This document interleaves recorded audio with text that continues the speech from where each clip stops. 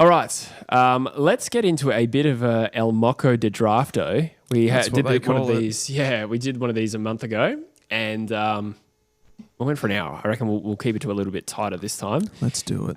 We are going to do a top 20, and we're going to go pick for pick, Dylan, starting with the West Coast Eagles and finishing up with the maybe not the Brisbane Lions, sorry. That's where they currently hold pick 20, but with matched bids. That order will change. I've got the GWS Giants as my 20th. That's cool. I didn't go through it to the extent that you did. So yes, the GWS Giants are likely to be the top 20 pick. The 20th pick. Yep. And we're going to do a little bit of a mock draft for you, Dylan. What do the audience need to know? Do they need to know about the live trades that we've done? All the trades we've done. They do need to know about the live trades. I mean, there's a lot to play out with this draft. I think it might be one of the more significant mover arounders of picks. Yes, given some eloquently of the put. Matchable bids and whatnot. So Gold Coast has pick 8. I think there's a lot of teams sniffing around that. We might have a little bit of a trade. Yeah. Did you want to do it off the top, or did you want to kind of... Let's run through what the trades are at the start, okay. I reckon. Yeah. Okay, so we have got, for the first traded pick... What were the picks overall that you want? We decided we need to get rid of these. Okay, so the first one was pick 8, which ends up being pick 12. Yep. Which is Gold Coast, given that that pick is kind of useless to them because they're going to have Zeke Ewell and Dylan Patterson at the top end of the draft. So they'll be looking to trade that away. North Melbourne, pretty keen on that. Yeah, that's been linked, so we'll do that. And it's also nice to include a team that's not involved in the first round of this draft. Exactly. The next one the pick ends up sliding to 14, which is Carlton, and they've got Oliver Dean to match a bid on in that sort of top 10 area. So they'd be looking to get rid of that as well. That pick actually comes Harry in. Dean? I keep doing that. Who's Oliver Dean? Does say Oliver Dean? You've written Oliver Dean right there. Oliver Dean. He's a Tasmanian that was in the 2024 draft. Okay. Harry Dean. He was too. I do. I also say Charlie Dean from Collingwood as well. Yeah, I just get that every time. So this pick actually came from the TDK compensation as well. Yeah. So they slid in after Hawthorn, I think it was, or before Hawthorn. Yep. So we're going to trade that one away as well because they're not going to want to use that to match. So they'll trade that into the future. Port Adelaide will get that pick. Yep. Again, including a team that doesn't have a first rounder this year. Yep. And then the other one is Sydney. Yes. Who we think Melbourne might be sniffing around those picks. Again, they're a team that doesn't have a first rounder. Traded that away to Essendon last year. So they'll come into pick 16 as well. We do need to just clarify, we have given Band 1 compensation picks to West Coast for Oscar Allen, Essendon for Sam Draper, and Carlton for TDK. And the latest suggestion on, I think it was in Gettable, is that Jack Silvani is unlikely to get Band 1 compensation because he is 28 and he would be the first player at 28 to be given that or like equated to a Band 1 compensation pick. So that will be an end of first round pick. So that's 3 extra picks in this draft that are not in the official draft order. Beautifully said, Jesse. Thank you, mate. Beautifully said. Not my first rodeo. So West Coast hold the first 2 picks in this draft. How did you want to do this? Because last time I picked twice, but I really don't care. Let's go 1 for 1 this time. All right, to mix it up a little bit. Who wants to start? I can do it. Yeah, you can start. Okay, so I have got... Now, when you look at West Coast and all of their needs, they kind of need everything, right? No. There's not a particular... You sound a lot Jersey then. They're not a team that... I think like sometimes West Coast fans will quickly get into the comments and be like, no, we need this. And it's like, you need everything. Stop talking shit. You need everything. So I think everything's on the table here. But I do agree that given that their main talent at the moment in the squad is Harley Reid, they need a facilitator for him, right? They need someone that can get in and under and dish the ball out. Now, sort of on some level, I think they might look at a team like the Gold Coast Suns from a few years back when they sort of started their rebuild and they built the team with their number 1 pick, which was Matt Rao. So I think they're going to go down that train of thought. So I have, with pick 1 for West Coast, Dyson Sharp. Wow. I didn't expect him to go pick 1. I thought Dersma might be pick 1. But I agree with the logic, to be honest. There's no argument for me. So when we did this a month ago, I said Sharp and Sam Cumming. It was a bit facetious because I didn't expect West Coast to hold the pick in reality. And to be honest, I still don't think West Coast hold pick 2 in this scenario. So I think they will trade it, but let's just power through. Dyson Sharp, in this scenario where they have both of these picks. Yep. I also want to say that I don't think Dyson Sharp is the best player in this draft. I don't think he is the highest talent in this draft. But I think it's that conversation that we've had throughout with like players, certain talented players going to clubs that are down the bottom of the ladder. You do need certain character types, not just the player types. And I think West Coast fit that bill probably more than anyone. 18th for contested possession, 18th for first possession, 18th for clearances. He will help that. Come on, man. He will help that. So you pair him with a more highly talented player, and I think you bring some leadership into your club as well. Yep, totally agree. I actually would have gone Dersma then Sharp if I was picking both picks, so I'll take Willem Dersma with pick 2. It sounds like I was really reluctant to take Dersma. Oh, I took Sharp and Cumming before, didn't I? Yeah. So I was reluctant to take Dersma the first time. I didn't think that West Coast were likely to take him for a variety of reasons, and I think there was still some question marks on some of his game. Since then, he's really elevated himself to be the clear number 1 talent. So I think it's really unlikely West Coast go any other way. And Sam Cumming also got injured after we did that. Yes. So Dersma and Sharp. Dersma, the best available talent. Sharp, the more safe, reliable position of need. I'm happy with that.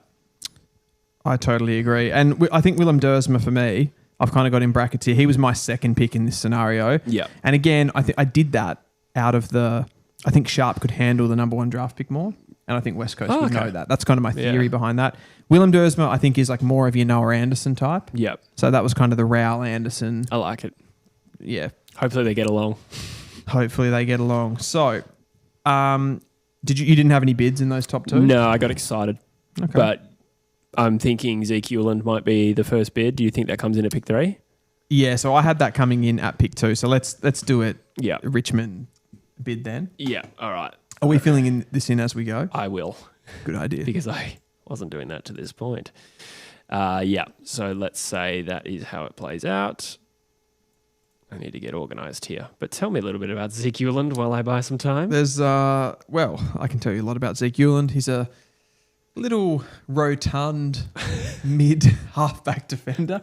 He's kind of a stocky little mover, very physical, very good ball use. So if you're picturing sort of someone like a Josh Lindsay that you've probably seen quite a lot of, Uland is kind of similar, but he's a little bit more combative, a little bit more in and under, and probably has a little bit more potential, I think, as a full-time midfielder. But the ball use stands out. He's been compared to Errol Goulden.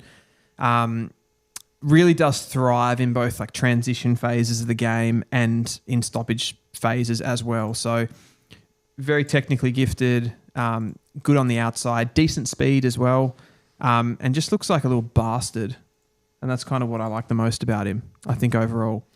Yes. I think Toomey still rated him number 1 in the He's latest. still got him at 1, has he? I think so. Yeah, okay. Late 26th of August. Let's move to Richmond. It's your turn still. It is my turn. So I have got, I think, a bit of a no-brainer here. I won't spend too much time on this, but I think they would take here with the first pick, Cooper Duff Tytler, that sort of transformative, transcendery ruck to kind of fit the mould of someone like a Luke Jackson or a Tom de Koning, that type of player. I think when you're looking at Richmond's list, like there's maybe a question that like Thomas Sims is that type of player as that forward ruck if Cooper Duff Tytler does become that more forward ruck type player. But I think if he becomes an out and out ruck, they are still quite different. And Cooper Duff Tytler is definitely the more high quality player of the two, with his foot skills and his work around the ground. I think is a little bit better than Sims. And I think he, overall he complements those other forwards pretty well, like Jonty Fall, Harry Armstrong. Gives them a little bit of a point of difference. And if you look at their delistings at the end of the year too, they've delisted Kajitsky, Bauer and Blight. So there is some, key positions, I guess, like opening there. Yeah. As far as from a list perspective.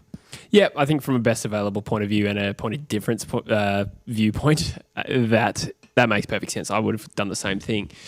Should we bid there on Dylan Patterson for the Gold Coast Suns? Probably top 4 prospect, I think you said in our last edition. I feel overall in the draft, there's like a clear sort of top 4, which is Dersma, Duff Tytler, Uland and Patterson. Yep. Which obviously Dyson Sharp bucks that, but I think Dyson Sharp is a specific to West Coast move. Yeah, I totally agree with that. Yep. I'm going to pick here with Richmond to back up Cooper Duff-Tytler. I still think some midfield reinforcement would be ideal, but looking at who's available at this point, I think you go the best available, Josh Lindsay, who probably has some scope to play as a midfielder, but at your worst case scenario, a good quality, damaging halfback flanker with really quality ball use. And I wouldn't say they don't have halfback flankers that are good, like... there's Banks and Tom Brown who sort of play back and wing. Maybe Banks plays more on a wing now. I've actually lost track of that. Banks is actually, he was wing and he's sort of slid into a halfback role. Okay, yeah. But he's not as cultured by foot as someone like a Josh Lindsay. Cultured? Yeah. Yeah. What I mean by that is he's a bit more of a dynamic runner, like tear off the back half, but not necessarily has that ball control. Yeah, that's exactly what Josh Lindsay brings to that team, and I think still has a point of difference. And certainly no player that they took last year is like Josh Lindsay. So I think it's very justifiable and best available selection. Absolutely. So we have Essendon here with 3 picks in a row. 3 in a row. Yeah, starting with pick 7. I'd love to know how we differ on these, or maybe we're similar. Yeah, it's an interesting one. I was sort of looking at their midfield overall, and they've kind of got like the ones that are currently in that midfield group for them that I think they're going to be drafting around. Because you're looking at players like Shield and Parrish, and I'm not sure if you're really considering them when you draft for Essendon now so much. So, well, Shield's been cut now. Shield's been cut, yeah. And Parrish is still there, but like obviously body issues. He's getting a little bit older now. But Durham, Caldwell, Martin of the Nick variety there, and probably Elijah Sardis is still, if he doesn't, go for a trade. They still kind of need that big-bodied sort of first possession mid, I feel, to give it to some of these guys that can run a little bit more like a Martin and the outside guys. They definitely still need to bring in some outside guys too. But I think they might, with this first pick, go for someone like an Oliver Greaves. He's had a big couple of weeks in the Coates Talent League, sort of mid-20s to 30 possessions. He's hitting the scoreboard a little bit more than he was before. And most teams are kind of opting as their kind of in and under ball winner guy to be this sort of bigger-bodied guy with reach, and I think Greaves, right up there as far as being able to come in, have an impact straight away, and a little bit similar to West Coast with Dyson Sharp. I think Greaves can do that to a lesser extent for the Bombers. I like it compared to Josh Smiley as a similar player from last year's draft as a point of reference. We can go a little bit diverse, I think, with these Essendon picks. You taking Greaves frees me up to go Xavier Taylor. This is probably a bit of a best available scenario here. Is it a dire position of need? I'm not really sure with Essendon. Like, there's probably other positions, but you've got 3 picks. So I think you go best available here is that sort of undersized but capable of rebounding taller defender, you'd say. About 191, I think he is. You compared him to a little bit of Sicily, a little bit of Weddle, and I think you said at the time that no comparison is perfect, but that kind of damaging but good defender is what they will pounce on here. And I think Toomey's got him nudging the top 5, maybe not quite that high. I think I saw that he'd come up a bit. Yeah. On I don't think he was top 5. I think he was just in the top 10, maybe. Okay, I thought he was a little bit higher than that. I might be tripping. Perhaps. Either way, pick 8 for Essendon. For what it's worth, I also had him going to Essendon. Yeah. Amongst these 3 picks. I might pop a bid then on Brisbane's Dan Annable. Oh my God, I forgot about him. Yeah. I actually thought the bid for him would probably come with Greaves. Yeah. Because it's a similar type player. So they might kind of, justify like that's a good point. Annable and then we'll take Greaves. Yeah. Kind of thing. I won't say too much about Dan Annable. Very good stoppage mid, good creator, tied to the Brisbane Lions as an academy selection, which then brings us to pick 9, which will be 10. That'll bring us to 10. Yeah. So you've gone Xavier Taylor. Yep. I'm going to go Sam Grill. Okay, I like that. So they're quite pairing different to Greaves. Yeah, very different to Greaves. So there's they're getting a pretty good mix of different players there. Greaves is that bigger bodied, slower type midfield, stoppage to stoppage, and then Grill comes in with that pace. I think they can start him off a halfback flank, a bit of a wing, that type of position before he goes into the midfield, and probably tracking as potentially someone like a Zach Butters with his foot speed to get out of stoppage. Really thrives when he's got space. Great speed. Did we end up doing a trade for Gold Coast? We did, didn't we? That's still coming. That's coming. Yeah, okay, cool. Just the academies have pushed everything back. Yes, yeah, okay, I'm with you. It is confusing even when you're running the video. All impossible. Right, so I'm on the board with St Kilda, right? You are on the board with No, so we're up to that now Gold we're Coast up to pick. that Gold Coast pick. So it's North Melbourne. Yep. Okay. Yep. North Melbourne have traded with the Gold Coast Suns. Yeah. Okay. That was where So I this was should be getting pick 11? confused. Yep. Okay. With selection 11, I'm going to take Fred Rodriguez. I'm joking. I'm sorry. Oh. Your face. I'm going to pick a guy that I know you like, but I also think makes a lot of sense. Mitch Marsh, who I did consider for Essendon as well, but I only had one of the 3 picks. I would have taken him for Essendon. Mitch Marsh is that kind of... You've gone Mitch Marsh. I have gone Mitch Marsh, yes. That's what I had to. Yeah. I know you like him. Plus, I do actually think, you don't go another midfielder for North Melbourne, for instance. Even a Jevon Philippou or something like that doesn't suit, but a...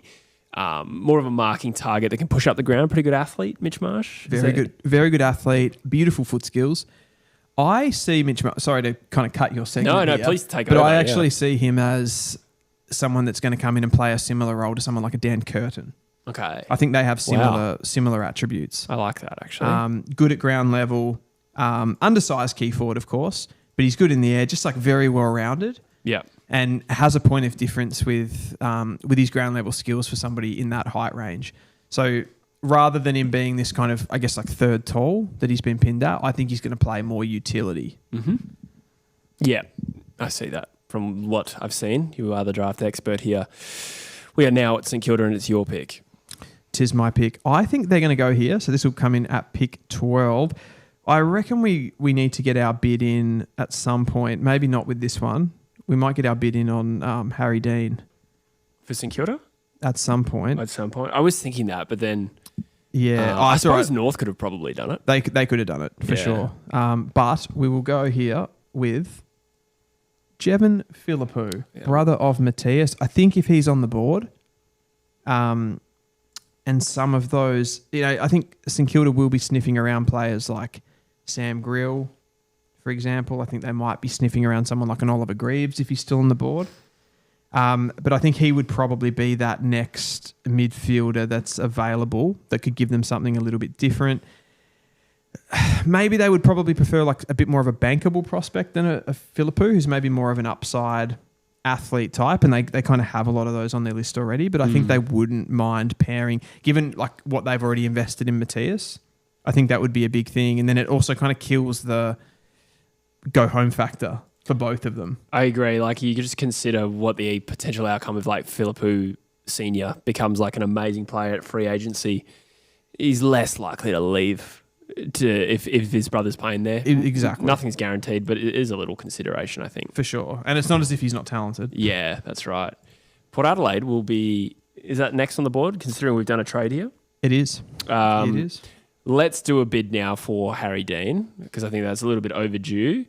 And perfect. I'm sure they could use a player of his quality, as my Microsoft Excel has a bit of a meltdown. I was always thinking too, with Port Adelaide coming in here, that given the quality of South Australian talent this year, they are probably going to want to get a pick in, right? They'll be fuming that Mitch Marsh is gone, that Harry Dean, Jevon Philippou. But I just realised there's one really quality player left, Sam Cumming. Is still on the board, which I didn't see coming. And he's from South Australia. Exactly. So that has timed perfectly with Port Adelaide coming into this part of the draft. Yep. A quality midfielder who has really sort of stepped up towards the back end of the year, playing some sandful footy prior to his shoulder injury, and then looking comfortable at the level. Like a high energy sort of stoppage midfielder, probably lacks the endurance, but can play forward as well. Yeah, perfectly put. So versatile. Very good overhead. Yeah, that's right. Yeah. Elijah Hewitt player comparison is something I've seen, and I kind of like that. Is it a perfect need for Port? But probably not. But it's potentially quality player. I think theoretically, it's maybe a little bit of too close to Horn Francis. Yeah. But it also at the same time, like say you bought Sam Cumming in and he comes into the forward line, and then you can play Jason Horn Francis more as a midfielder. Yeah. Where they've used Horn Francis because they can't get goals. Yeah. So it's kind of, it gives you flexibility with Horn Francis as well, I guess. Yes. Yeah. And there's also the possibility that Butters goes. So it's not like they won't use any midfielders, if that makes sense. Yeah, 100%. 100%. So we're up to the Hawthorn Footy Club. Hawthorn Footy Club, I think at this point, if Hawthorn are sitting at 15 and this guy is still on the board, they will take Noah, Hibbins, Hargraves. I like that. You were saying in a recent edition of this show that he had a really strong end of the year. Yeah. From a production point of view. He's been incredible. Albeit, he played today against the GWV Rebels and they got knocked out with a kick on the siren. And he had a bit of a quieter game today. I think he still had 15-1. So it wasn't a terrible performance by any means, but a little bit quieter. He had been sort of having some games closer to 30, but he's clearly in this draft crop the most technically gifted player. He's a bit of a funny one positionally just because he doesn't have that sort of... He's not a natural sort of midfielder in the sense that he's quite like sort of tall and skinny. He's about 186 centimetres and doesn't have a lot of meat on the bones and probably doesn't play with like a really high amount of physicality. But he's very, very classy, good on the ball, makes really, really good decisions by foot and by hand, and he's a clutch finisher. 3 big goals in the last quarter against WA, nearly got Vic Country over the line in a champs game. Just kicks big goals.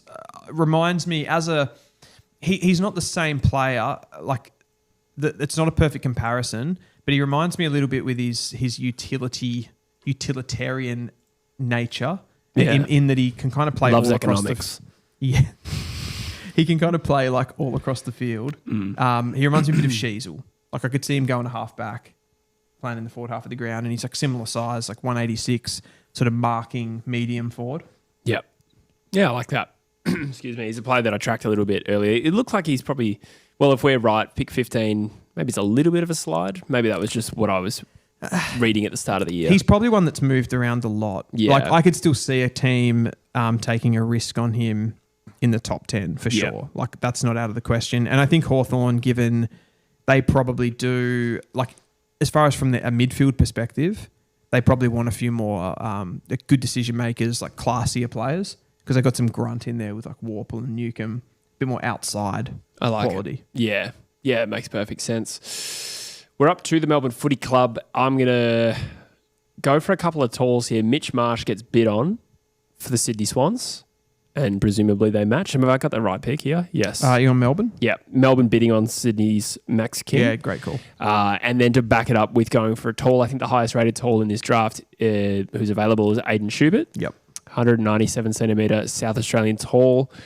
Some other options would have been like Ludowick. Is that how you say his name? Ludowick. Ludowick, yeah. And Louis Emmett as well. He's a tall ruck forward? Yes. So that would be if they wanted to stay local. Yeah, that's right. So Aiden Schubert being the South Australian talent, I think, adding another key forward for the Demons makes sense in this scenario. I also strongly considered Jacob Farrow, but probably from a needs point of view, they've probably got their fill of halfback flankers with midfield potential from WA with Rivers and McVie. And I was also going to say, I feel like there's a lot of similarities with Farrow and Harvey Langford. Sure. Yeah. There's a bit of similarity there. So I think they'd look for something different. Maybe that spells the end of someone like a Jefferson. Yeah, he must be close. 2022 draft? Yeah. Just can't seem to get in, can he? That's right, yeah. But that one makes sense. They've struggled with forward players, key forwards ahead of the ball. And he's a really good one. High production player, gets the ball around the ground and is a good target forward of the ball. Dogs. That's me. Yep. It's crazy, actually. I made a note with those bids and stuff that this pick, it was pick 10. So it's 17. Yeah. It actually this should be pick 10. Yep. And it's 17. I think is it 18? Why have I got 18? Mate, have we made it one extra bid, have we? It's entirely possible that I have made a mistake. Let's just roll with it. Let's just roll with it. So I've gone for the Western Bulldogs here. Jacob Farrow, which is going to make you very disappointed. West Coast is picking next. Yeah, I know. I'm sure they'll figure out a way to get him. Yeah. But I felt like if the Dogs had this pick, I'm like, they're not going to leave him, are they? I mean, they could go for someone like a Lockie Dobston, small forward as well. I think that's on the cards. Yeah. But I feel like Farrow just kind of like it gives them another halfback flank option. I always talk about Baker and Bramble not being good enough, even though I think apparently they scare Druzy, those players. But Farrow would be like a bit of an upgrade on those like medium type defenders. Replaces Ed Richards for what they lost with moving him into the midfield. Sure. A similar type player there, I think, as well. So makes a lot of sense. And probably, like, honestly, I think maybe another team higher up the draft order has a ping at Farrow anyway. But if he gets to the Dogs, I think they'll take him. Yeah, I can't argue against all of that. In reality, I actually think West Coast will maneuver pick 2 around and get Farrow personally. Yeah, probably. Yeah, somehow. That's my expectation. It's too hard to do all of those moves, though. Oh, yeah, nah. It's too much creative, and it would have been biased as well to like manufacture a West Coast trade. Yeah, sure. But we did have North Melbourne, to be fair. But true. no, that one made more sense. West Coast, I'm considering between 3 players here as we're near the end of this mock draft. Farrow would have been my preference. I think I'm going to go with Lockie Doverston. I wonder if... Did we do this last time? Did I have Doverston as well? I can't remember, actually. The other players I considered were Harley Barker. I just wonder if West Coast is in the position to take a punt on an ACL I reckon guy. no way for you guys, Yeah, personally. it seems a little bit wrong, but like stylistically, we could use a player like that. Yeah. But a hard-working small forward in Lockie Doverston who probably fits into our sort of modern style of, forward half turnovers and our forwards working hard to influence those turnovers and forward pressure. And I think that he's a pretty good modern small forward from that point of view. Yep. Does he kick enough goals? Yeah, for sure. Yeah, I thought he did. I just wanted to hear you say it to justify my pick. He's kicked more, in the Coates Talent League, he's kicked more goals than Nick Watson did. Wow, okay. Yeah, I thought that was true. I just wanted to confirm it. Hits the scoreboard, tackles. I think he's a pretty high quality small forward. Yeah, which I think over time I've come around to the idea that West Coast is losing Liam Ryan now as well. So things have changed in that space, and I think that he could come in and play early too. Would you have any interest in a player like Louis Emmett as let's say you miss out on Cooper Duff-Tytler? He's not one of the 2 picks. Like we've got Sharp and Dersma. Would Louis Emmett be a bit of a ruck forward? Is he? Would you describe him as? Yeah. I think we're pretty boyish on Archer Reid. Okay. To be honest, I think we have greater needs, therefore, as a result with this pick. Fair. I think like a Doverston. I think we need ground level players at this point. Fair. And that will help us improve quickly. And investing another pick on a taller project type, I just think doesn't really move us forward in the short term, which we kind of also need to consider. Makes sense. So the next pick would be Gold Coast, who gets, I'm just putting that as getting eaten. Oh, yeah, absolutely. In their bids. And then we go to Fremantle, and I picked Archie Ludovic for them. Archie Ludovic. Tell me about Archie Ludovic. Archie Ludovic is a key position forward, around 197 centimetres. A bit of a Cadman body shape and style of play, like left footer, similar to Cadman. Takes a good contested mark. I think like for him to be like right up the top end of the draft, he hasn't really shown quite enough production, and he does like, he's not the cleanest marker, albeit he gets his hands to a lot of stuff. Like he's a pretty competitive guy, really good at ground level. I think there's like a talent, there's a lot of scope, I suppose, for him to like really improve and come into the AFL and get some of his technical things worked on. But probably makes too many mistakes, I think, to go like much higher than this. But this is about his range. I think like for a team like Freo, who have like pretty much every position sort of taken care of, I think they can sort of develop him as a key position player for the future. I like it. I think Harley Barker would have been a good shout there too, as an option, just because team in contention can be more patient, right? Or you're hoping to be in contention. Not in 2025 though. I have that as 20 picks. So I'm a little confused how on your screen it's saying something different. You might be right. I might have doubled up with a number. Just in case. I wonder if it's the Harry Dean pick because we had an extra pick in there for... I don't know. I'm just going to throw out the next pick anyway, just in case we were actually at 19 and say the Giants take Oscar Taylor. Yeah, a bit of a bolter. 182 centimetre running defender. Really kind of a name that I've really learned about recently. And they tend to go for those types that other people don't see coming. And they like their bolters. They do. So I'm going to throw that one out there. Bit of an Ollie Hannaford of last year type operator. Yeah, Oscar Taylor sort of played most of his footy as a half-back flanker. Yep. The one thing that jumps off the page, like I think he did the test, like the 20-metre sprint testing at the beginning of the year. He's like absolutely rapid. So a really good mover. I guess like sometimes those defenders that are like 180 centimetre mark, running defenders, like they don't get a lot of credit anymore just because there's big sort of hybridy guys now that can like mark as well. So they don't get as recognised. But yeah, no, he's class, like really good skills.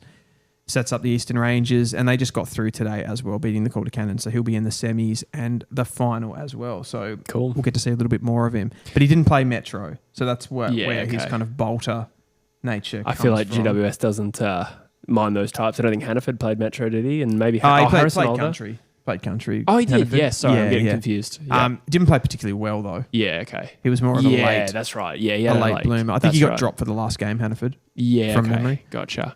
Yes. I actually kind of regretted that. We won't delve too much into it, but I'm now thinking like Riley Onley would have been a good pick for him. I feel like they could have used a young midfielder. It's been For a the while. Giants? Yeah, it feels like it's been a while since they. I don't think so because they drafted Jack Owl last year, similar player to Riley Onley. Fair. He was sort of their Wasn't he big quite late though? Is he 30, not speculative? 30. Okay, fair enough. 5-ish, I think he was. Yeah. Okay. Shouldn't doubt myself then. Pretty good player though, Jack Owl. Yeah. But maybe. Yeah. I'm glad his family decided on that pronunciation, by the way. Yeah, it didn't go for off, right? Yeah. Yeah, 100%. We've got a few questions. I'll just touch on a couple of these. I might take a leak while you field these and before we wrap up. Is that cool? Go for it. Yeah, Smash thanks. it out. Yeah. So a lot of people talking about Sullivan Robbie, who's had a massive few weeks in the Coates Talent League. I didn't see his numbers today. I think maybe he's up 25 and 2 again. Big numbers though. I think he had 40 disposals the other week. Big-bodied mid. He's come into that midfield role for the Eastern Rangers alongside Oliver Greaves. I still need to see more of him. I've only seen him play a couple of times. I think like maybe the foot skills are something that don't really stand out for him, aren't really elevating him into that kind of top echelon for me. But he's a big physical player, gets a lot of the football, a lot of volume at the moment. So he's a watch still. Keep an eye out on him. But yeah, definitely a draft bolter. I wouldn't have him inside the top 20 as yet. Joel Falconer says Farrow the better kick. I'm not sure if that was in relation to Robbie, but Farrow is a really, really good ball user by foot for sure. Just probably like with Farrow, just probably need to see him a little bit more. I would have liked to have seen him play more inside mid at champs level for sure. Just the composition of that team with like Swadling and Rodriguez and the other guys in there. It was hard for him to sort of play midfield because those other guys couldn't play different positions as well. Matt Leray could be a good pick for the Eagles. Yeah, I think so. I think he'll be kind of someone around that maybe 30 to 40 mark that comes into play, Matt Leray. Not a lot of pace, but really good aerially and a good ball user as well. Ellie Luth says, is this stream still going? It certainly is. We have gone big tonight. We've done some trades, some draft, some mocks, all of this sort of stuff. Sean John Hall says, who is the better kick, Jacob Farrow or Sam Grill? I would say pure foot skills. You would say Jacob Farrow, but Grill's got more pace, a better agility clearly, and just sort of, he's just really fleet of foot. So he's sort of a different type of player. Like Farrow's going to use his strength, obviously, to kind of get separation and stuff, where Grill's going to be just nipping and tucking like a bit of a Zach Butters. Like a plastic surgeon. Joel Falconer, Hunter Holmes still top 20. I don't think so at this point. He was one for me early that I sort of wanted to bank on a bit. I thought he would come home really strongly, and he's probably maybe stagnated in the back half of the year. He had a decent champs. Still got time to prove it though for Oakley in the back end of the year, but I don't think he'll be top 20 at this point, if top 30. But the Cats will be sniffing around. Literal Dash Brothers. Good call. Brother of Max Holmes there. Mm-hmm.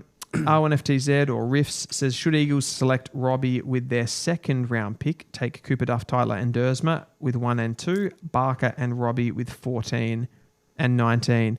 I mean, maybe. Like, I think Sullivan Robbie, like he's a bit of a like type-wise, he's a little bit like Hamish Davis, who you drafted last year. Okay. This is another bolter coming through in the draft at the moment. So we will... Davis has come on pretty well, actually.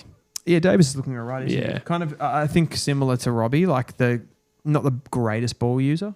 Yeah. He uses it conservatively as a result. Yes. Yeah, so he doesn't really make mistakes. But one of those players that you just don't think, like, what does he do? Like, what's his trait? But he's just consistently reliable, and it adds something we don't have, which is running power and link-up play and bit of physicality. He can hit the scoreboard too. Yeah, his contested games, his contested numbers are pretty solid too. Yep, so absolutely. I'm quietly optimistic. Someone says, chat, who does True Footy support in footy? I don't want to say right now. West Coast. West Coast. Joel Falconer says Davis reminded me of Fife at the same age. That is a big prop. That is a big prop.